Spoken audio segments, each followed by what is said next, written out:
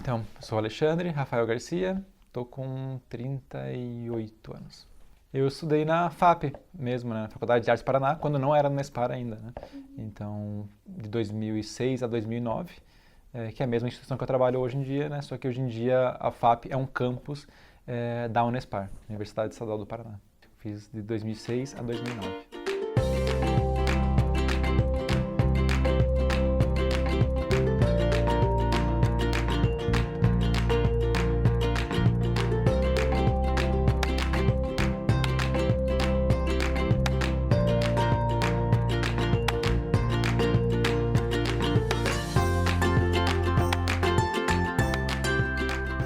O que você entende por preservação audiovisual e a sua importância? Algo imaterial, mas algo material também. Então, para mim, a preservação é amplo sentido. Assim, a preservação imaterial, no sentido de exibições, no sentido de a gente compartilhar o cinema, de fazer prática juntos, mas também no sentido material, de preservar os filmes, né, seja na sua mídia original, uma mídia de guarda, de reserva, de preservação, né, seja a película, seja o arquivo digital, seja o Blu-ray, né? Então, entendo a preservação nesse sentido concreto e sentido conceitual. Para chegar nesse sentido conceitual cultural, a gente tem que preservar materialmente. Então, acho que é difícil elencar uma mais importante. Acho que uma coisa leva a outra, né? Se a gente não tem uma cópia de exibição, a gente não exibe. A gente não exibindo as coisas, a gente não promove a cultura cinematográfica, né?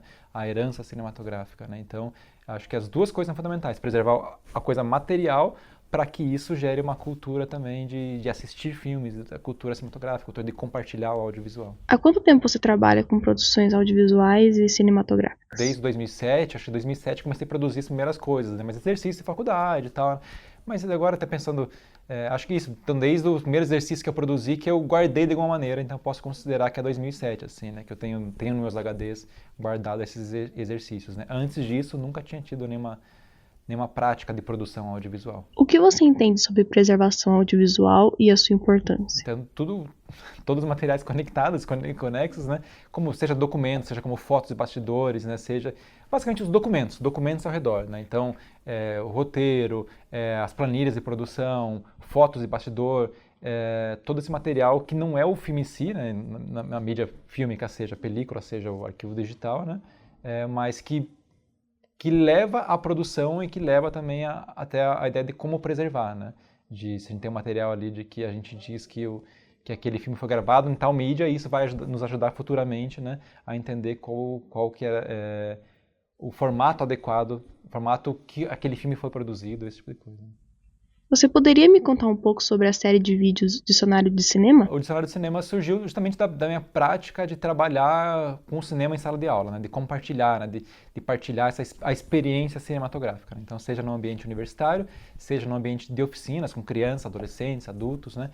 E sempre essa ideia assim de que em todo encontro falando sobre conceitos, né? O que é o plano? O que é o plano no cinema? O que é a narrativa no cinema? O que é diegese, né? Então, nessa necessidade de se repetir, né, eu comecei a pensar, poxa, e se eu tivesse algum vídeo, algum objeto, algum material audiovisual que falasse sobre isso usando o próprio audiovisual, né? Então daí que veio a ideia do dicionário de cinema, né? Não para, eu sou professor, né? Então também não para eliminar meu trabalho, né? Mas é para dialogar com o meu trabalho, para exibir isso em sala de aula, né? E a sala de aula pode ser entendida como uma sala mesmo, com carteiras, com professor e professora na frente, mas também a sala de aula como esse ambiente informal, assim, né? De partilha e tal, né? Então da gente compartilhar o conhecimento sobre o cinema e, consequentemente, preservando, né, a história, a teoria, né, o pensamento sobre o cinema.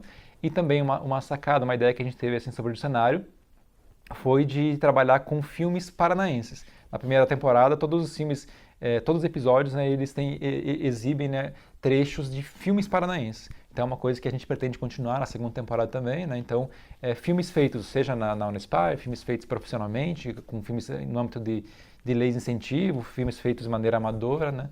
Então a gente, falando, refletindo teoricamente, criticamente sobre esses filmes, a partir de uma produção paranaense e também coisas dos primórdios do cinema e coisas de outros lugares, né? Na realização desses vídeos, como que você armazenou o material bruto e final? A gente tem, os materiais conexos do dicionário do cinema são justamente os nossos roteiros, né, que a gente produz, né, todo o material também enviado para editais, né, porque desde a primeira temporada surgiu em 2021, né, então um ano ainda que a gente vivia a pandemia de maneira bastante grave, né, isolados em casa, né, então tinha a ideia do dicionário, mas com a pandemia, assim, com essa necessidade de produzir coisas em casa, a gente falou, poxa, também com o surgimento de editais emergenciais, como a Lei Aldir Blanc, a gente pensou, poxa, tá aí uma oportunidade da gente produzir esses materiais que a gente já tinha essa vontade, né? Então, seja a gente criando a Bíblia do dicionário, seja criando os roteiros, seja criando todo o roteiro de locução, de narração, né? Esses são os documentos conexos. Também, esse é um esforço muito grande que a gente teve, assim, né? De preservar todos esses materiais ao redor, né? Então, a gente armazena eles em HDs e na nuvem também, né? Os materiais desse projeto, que é um projeto que tem essa curiosidade, que a gente não grava nada para o dicionário de cinema, não grava imagens e sons, assim, a gente não pega uma câmera e grava, né? Então o dicionário de cinema ele surgiu num ambiente de pós-produção, a gente pode dizer, né? Os filmes já existem, né? Então a gente vai falar ali sobre o Jornada, que é um filme que está no episódio, né? O Que é Plano. É um filme produzido no ambiente universitário, né?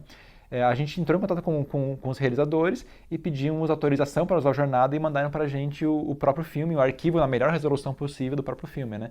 Então, o dicionário de cinema, que é um material, um vídeo ensaio, uma série de vídeos ensaios, até poderia entrar essa reflexão, assim, o que seria um material conexo? Será que o filme analisado é um material conexo? Porque ele não é o filme em si. O Jornada mostrado no dicionário de cinema não é o Jornada em si, é um trecho do Jornada. Então, essa pergunta me levou, enfim, acho que é meio capciosa, assim, em cima do dicionário de cinema, porque ele abre essas possibilidades, assim, né? O que é material original, o que é material conexo. E esses trechos que vocês pegaram, eles ficaram armazenados em algum lugar?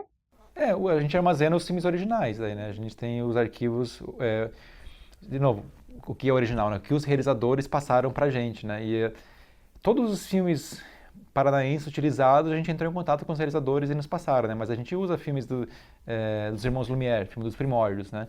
Então esses a gente não entrou em contato com a família Lumière, nem com uma distribuidora dos filmes Lumière, a gente simplesmente baixou cópias na internet na melhor qualidade possível, né? Sempre tem esse esforço, sei lá, da minha formação, talvez por ter tido aula com a professora Solange, né?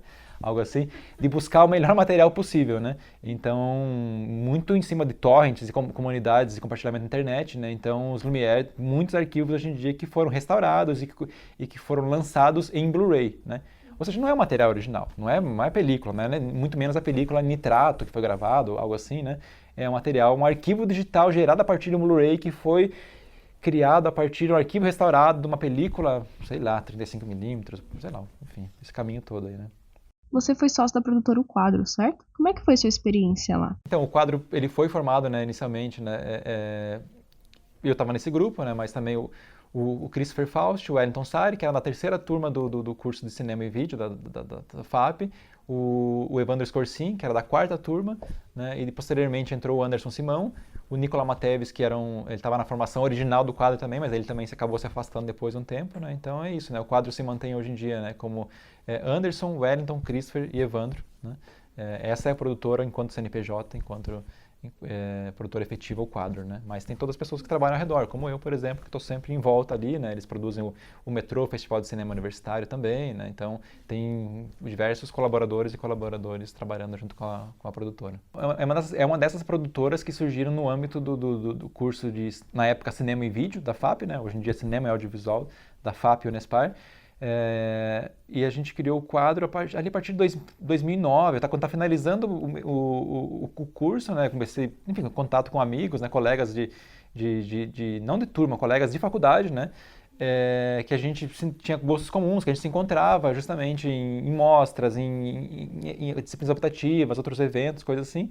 A gente percebia que tinha gostos em comuns e a gente começou a pensar em fazer filmes juntos também, né? A gente fazia filmes separados e comecei a admirar os filmes desses amigos, né?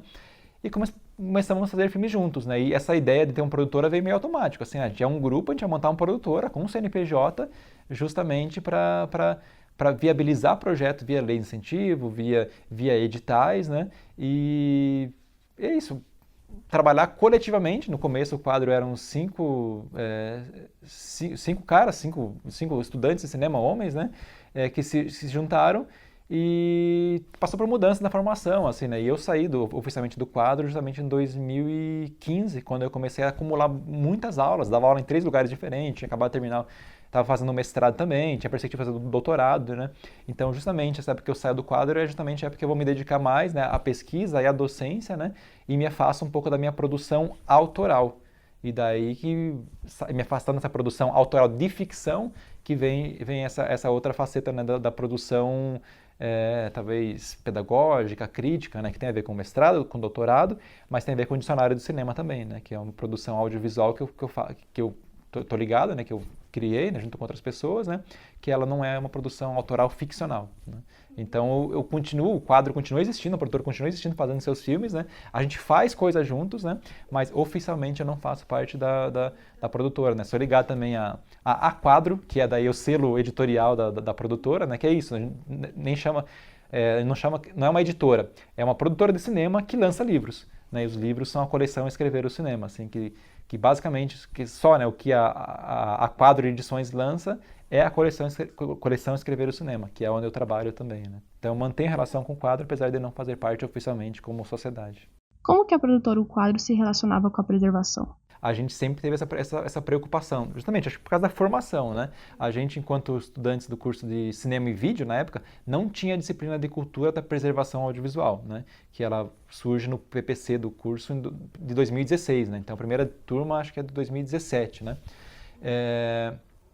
Mas a gente, isso, por ter aula com a professora Solange, ter participado de vários cursos e mostras, né, que falavam sobre preservação, a gente tem essa preocupação, tem que guardar, né? E todos os filmes feitos pelo quadro, acho que isso eu posso falar sem estar ligado à produtora hoje em dia, todos os filmes são digitais, né? Então filmes gravados em digitais, então teve sempre essa preocupação, né, de preservar em diferentes HDs, né, tentar preservar todo o material, os materiais conexos, o material bruto e as cópias de exibição, diferentes cópias de exibição, né, seja para televisão, seja um DCP, seja um Blu-ray, o que for. Na sua opinião, existe uma melhor forma de armazenamento do material bruto e final? Então, eu acho que não existe uma melhor forma, porque acho que depende muito do material, né? O que é o material, né? Também estou afastado da produção ficcional, autoral nesse momento, né? Mas todos os materiais audiovisuais que eu sou ligado, eu tento, essa preocupação individual minha, né?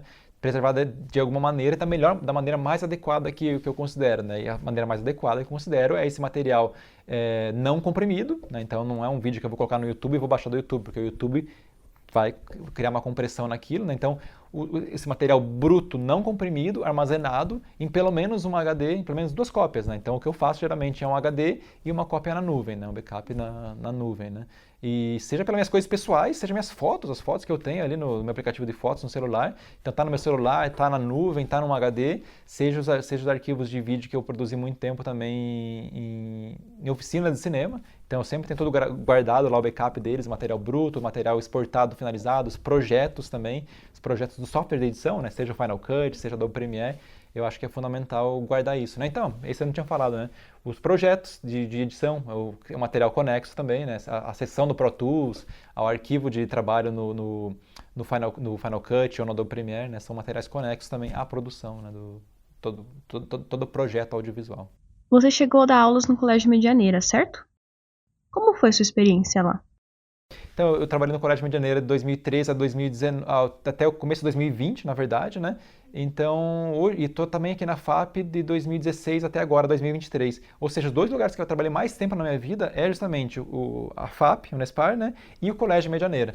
Então, uma experiência muito intensa que eu tive lá, né? Uma experiência que eu cheguei lá no Colégio Medianeira também trabalhando com oficinas de cinema e audiovisual, a partir do meu percurso como estudante na FAP, né? O nosso curso é um bacharelado, mas sempre tiveram projetos de extensão, muitos deles capitaneados pela professora Solange Stex, com quem eu trabalhei também, fui um aluno bolsista de projeto de extensão, né? Seja pelo projeto Experiência do Olhar, né? Que era um projeto que o professor Eduardo Bage e o Pedro Plaza Pinto coordenavam, eu também trabalhei nesse projeto, né?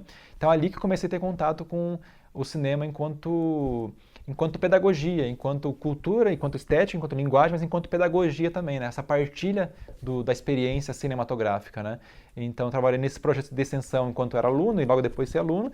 Depois comecei a trabalhar também para outras empresas privadas, até que em 2013 fui chamado para trabalhar no Colégio Medianeira e foi uma experiência muito intensa, muito rica, porque a única, assim, que eu tenho conhecimento, era o único colégio, a única instituição de ensino no Brasil que tinha essas oficinas de cinema regularmente.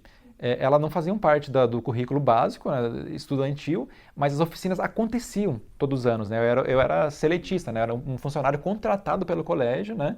Um professor, para dar essas oficinas, né? Daí era uma atividade de contraturno, que estudantes, né, crianças, né, eu trabalhava com criança a partir do quinto ano, então criança de 10 a 18 anos, né, podiam se matricular nessas disciplinas e pagar um valor a mais, que o Medianeira é um colégio privado, né, e essas oficinas aconteciam. Então eu tinha 3, 4 turmas por ano, de geralmente 6, 10, 15 alunos, já tive turma com 25 estudantes, né, e a gente fazia filmes, né, e usando as mesmas ferramentas, as mesmas pedagogias que eu aprendi, que eu desenvolvi, que eu partilhei, né, nos projetos de extensão enquanto eu era aluno, né? Seja então a ideia do Minuto Lumière, a ideia de produzir videoclipe, a ideia de produzir um filme silencioso, a ideia de produzir uma decupagem de escala de planos, a ideia de produzir uma fotonovela, né? Então eu fazia isso com crianças e adolescentes ao longo de um ano completo, né? Cada estudante se matriculava ali, ficava durante um ano e tinha alguns alunos e alunas que ficaram 2, 3, 4, 5, 6 anos comigo, né? E a ponto, né, de ter alguns alunos que inclusive ingressaram no ensino superior, né, que foram meus alunos agora aqui inclusive na faculdade de cinema, né, e que seguiram essa vida do cinema, né. Mas eu, já claro, assim, não acho que é mérito meu, né, que eu levei eles para o caminho do cinema, né. Eu acho que cinema é um lugar de encontro, né, assim como eu falei, né, que se eu me encontrei com aqueles amigos meus, né, que a gente formou o quadro, assim como eu me encontro com esses alunos do Medianeira, assim como eu me encontrei com a equipe do Dicionário de Cinema, que é uma equipe que eu conheci dando aula aqui, né? Ex-alunas e alunos meus que a gente se tornou companheiros de produção, né? Assim como com vocês aqui, está produzindo algo junto, sendo entrevistados, estão me filmando aqui, né? A gente faz essas coisas juntos, né? Você chegou a debater o tema preservação com os alunos?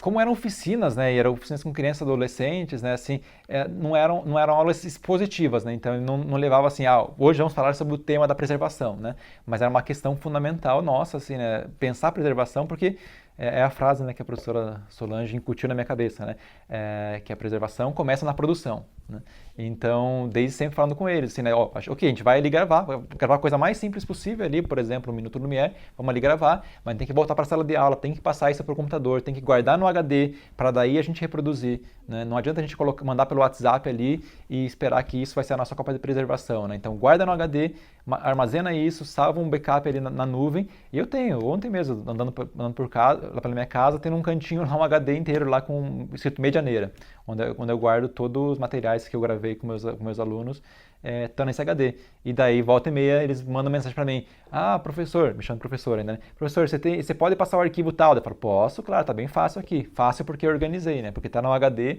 e porque tá numa pasta online lá, todos esses arquivos de exibição que eu compartilho com eles, ainda hoje, né? Saí do colégio faz mais de 3 anos, mas volta e meia a gente está exibindo esses materiais em diferentes ambientes, né? Então, não era um assunto que a gente trabalhava enquanto uma aula expositiva, porque era uma oficina, mas é um assunto que eu tentava compartilhar assim, da necessidade e da importância de se preservar aquilo que a gente produziu, porque são memórias, é uma cultura, né? Então eu acho fascinante, né? Ver fotos de quando eu era criança, de quando meu filho era criança, de quando meus alunos eram crianças, né? Então tem o caso aqui, vocês conhecem muito bem, né? O Nicolas, que continua aqui no curso, né? O Nicolas Mosco, que tem vídeos dele lá com 10, 11 anos, pequenininho, sem espinha na cara, ainda fazendo as coisas dele e tal, e tem fotos e vídeos dele atuando hoje em dia também, né? Então acho Eu sou fascinado, assim, por essa ideia, né, do cinema e do audiovisual embalsamar o tempo, né, embalsamar nossas vidas, embalsamar as nossas vivências. E para isso tem que preservar, tem que guardar de maneira adequada isso, né. Você poderia me contar um pouco mais sobre o seu interesse pelos filmes de conversação? Acho que muito também, em parte, assim, pelo tipo de produção, não sei, aquele negócio, né, que veio antes, o ovo ou a galinha, né, o que veio antes, o meu interesse pelos filmes de conversação ou o interesse em fazer filmes, não sei, é meio simultâneo, assim, né, claro, demorei para perceber isso, na verdade, né, mas os filmes que eu comecei a fazer na faculdade, enquanto aluno, né, enquanto estudante, eles sempre lidavam um pouco com isso, assim, com pessoas falando, pessoas conversando, e daí também, eu também simultaneamente gostava muito de ver filmes assim. E daí isso, assim, eu só fui me dar conta disso muitos anos depois, né? Essa expressão mesmo, filmes de conversação, eu só fui ter consciência dela e tratar ela como um objeto de pesquisa ali por 2017, ou seja, faz pouco tempo, seis anos. Mas daí eu comecei a pesquisar textos meus anteriores, inclusive minha dissertação de mestrado. E daí percebi que na dissertação de mestrado, que foi escrita ali entre 2012 e 2014, eu já tinha escrito filmes de conversação, mas de uma maneira não como conceito. Tinha falado assim, então o cineasta Henrique Romer fez um filme de conversação e blá blá blá, né? E daí comecei a pensar, mas da onde que eu tirei essa expressão? Da onde que veio? Por que que eu comecei a falar isso, né? Por que que eu comecei a me interessar por isso? E daí comecei um trabalho meio arqueológico, assim, né? Arqueológico do meu interesse, arqueológico do conceito. Da onde que veio essa expressão? Da onde que eu conheço a expressão? Por que que eu uso essa expressão? E da onde que o cineasta começou a fazer filmes assim também, né? Quais são as conexões? Então eu gosto muito desse trabalho, assim, quase de detetive, assim, né? Um detetive, um arqueólogo, então, tipo, nada a ver com Indiana Jones, assim, né? Mas essa ideia de investigar a coisa, né? E de desbravar, assim, de pesquisar os arquivos, perceber que esse filme tem uma relação com aquele filme de outro lugar, de uma outra época, de outro contexto, né? Eu acho isso também é uma coisa que eu acho fascinante na história do cinema, no potencial que a gente tem hoje, né? De pesquisar a história do cinema, de ver filmes, materiais de muitos lugares e continentes diferentes, né? Isso acontece, claro, por causa da preservação, né? Que esses filmes que foram preservados, que foram guardados, né? A gente sabe que muita coisa foi perdida, mas muita coisa foi preservada, né? Então, essa ideia do filmes de conversação que eu vou pesquisar, né? Eu fazer esse mapa, essa constelação de filmes que eles são pautados em conversas de personagens, né? E esses filmes existem em todos os lugares, seja filmes universitários, filmes caseiros, filmes de Hollywood, filmes da Itália, da Coreia do Sul, né? Da França, dos Estados Unidos, enfim. Há quanto tempo você trabalha como professor? Então, quando eu comecei a ser professor da aula de cinema, né? Eu acho que foi 2007 ou 2008, justamente quando a professora Solange Tex, um dia, ela, sei lá por quê, ela acreditou em mim e me convidou para dar uma oficina com ela em Prudentópolis, nessa cidade aqui, né, mais ou menos perto de Curitiba, uns 200 quilômetros, né? Ela falou que ia dar uma oficina lá e me convidou para ir junto, né? E eu falei, pô, legal, né? E fui, esse gesto de ir lá, de pensar essa oficina, de pensar que material que eu vou compartilhar com essas pessoas que vão estar em Prudentópolis, eu nunca tinha ido para Prudentópolis, né? Pensar uma aula, pensar uma dinâmica, pensar uma tarefa, pensar uma pedagogia do cinema, então acho que foi isso, 2007 ou 2008, não lembro exatamente o ano, né? Que foi a primeira experiência pedagógica que eu tive coordenando uma aula de cinema, né, uma oficina de cinema. A partir daí foi direto, assim, nunca parei, assim, né, tanto que não que isso me consumiu, porque eu gosto, né, eu escolhi isso também, né, eu lembro claramente, quando eu era aluno eu ficava pensando, tá, viver de cinema, né, eu quero fazer filmes, mas sei que fazer filmes ficcionais, autorais, mas é improvável que eu consiga manter uma produção contínua como diretor, né, então o que eu vou fazer também, né, e daí pensar, poderia ir para publicidade, ou poderia ir para educação. Né, eu escolhi a educação, assim, né, no momento que eu escolhi, ou fui escolhido, não sei, né, a partir desse momento, assim, estou aí até hoje, né, daí sempre dando oficinas, sempre dando aulas, até hoje, muito intensamente, e isso conciliado com as outras coisas, né, com a produção audiovisual, com a reflexão audiovisual, com a pesquisa audiovisual, né, então eu estou muito ligado a essa ideia, assim, né, do ensino, da pesquisa e da extensão, né, falando no ambiente universitário, mas pensando, assim, o ensino, a pesquisa e a extensão no âmbito do cinema também, assim, né, para mim, fazer cinema não é só gravar o filme, né? Fazer cinema é gravar um filme, é exibir o filme, é discutir o filme, né? É escrever sobre o filme, né? Compartilhar sobre os filmes. Né? Você sentiu alguma mudança na forma que você se relaciona com a preservação depois de se tornar professor? Com a minha prática, a minha responsabilidade também que eu tenho, assim, né, de preservar os materiais, né, que eu sou responsável, né, porque acho que tem esses limites também, né. Eu dei o exemplo do Colégio Medianeira antes, né. Eu trabalhando com criança e adolescente, eu sou responsável por aquele material, né? Eu acho que é injusto, assim, né? Até que eu peça para faça uma oficina com crianças e adolescentes e fala, guardem o material vocês, né? Então, eu preservo, eu guardo, né? Mas já trabalhando com pessoas maiores de idade, pessoas adultas, né? Eu acho que a responsabilidade também das pessoas adultas, ou seja, essas pessoas que são estudantes universitárias, preservarem, né? Então, acho que uma grande mudança para mim que teve, assim, é pensar a preservação da outra pessoa, né? Filmes que são feitos para disciplinas que eu trabalho, né? E eu fico sempre essa preocupação, esse filme vai ser guardado, esse filme vai ser preservado, porque a gente tem muito isso, assim, né? A gente, enquanto estudante de cinema, muitas vezes a gente é, despreza, assim, até porque não tem orgulho daquilo que a gente fez, a gente acha que não ficou tão legal, aquilo então vamos jogar fora, né? E eu hoje em dia sou muito adepto, assim, né? Não quero ser um acumulador, né, de dados, né, e de filmes, né? Mas um pouco acho que eu sou, assim, né? Um acumulador de dados e de filmes, né? Eu acho que a gente tem que guardar. Tem que guardar aquilo que a gente produziu, mesmo que a gente não ache tão interessante, né? Como um aprendizado mesmo, né? Então, acho que para mim a grande mudança como professor, assim, pensar a preservação é essa, de estimular, né, que se guarde e fomentar que se guarde também, né? Muitas vezes exigindo, assim, né? A turma, né? Vocês têm que guardar isso, tem que guardar, é uma coisa que eu sempre peço, a pasta online de produção, né? Tem que estar todos os materiais ali conexos, ali tem que estar o roteiro, tem que estar o cronograma, tem que estar as fotos de bastidores, tem que estar as listas diversas, né? E guardem isso, guardem, por favor, né? Não joguem fora depois que o filme acabou, não apague a pastinha, né? Não apague os e-mails que vocês trocaram durante a produção, né? É até esses dilemas, né? Pô, mas a discussão aconteceu no WhatsApp. Como é que eu vou guardar a conversa no WhatsApp? Dá para exportar, exporta a conversa do WhatsApp, salva aquilo lá porque é importante, são documentos, assim, né? Eu acho que todas as conversas, então acho que é isso, valoriza as conversas, as conversações, né? Elas são importantes para o registro da nossa experiência artística e cultural. Na sua opinião, é importante preservar os trabalhos universitários? Muita importância. Seja naquela piada, essa piada eu não acho graça, então por favor não riam, né? De que, vou guardar esse material porque vai que eu seja famoso algum dia, alguém vai querer ver, né? Eu acho que não é por isso, não é por guardar pensando que você vai ser famoso, vai ser importante. Não, vai guardar porque aquilo é importante para você, né? Aquela produção é importante para você, né? Quem não gosta de ver fotografias de quando você era pequeno, fotografias que seu pai, que sua mãe tirou de você e tal, né? É legal a gente ver isso, né? E é isso, assim, um filme é algo que a gente produziu, né? Uma marca que a gente deixou ali, então acho que é legal, importante a gente guardar aquilo, né? Para preservar a nossa memória, preservar a nossa produção, né? Você tem seus trabalhos realizados na universidade? Tenho, todos. Hoje em dia acho que percebo isso enquanto professor, que a gente se filma muito mais hoje em dia, né?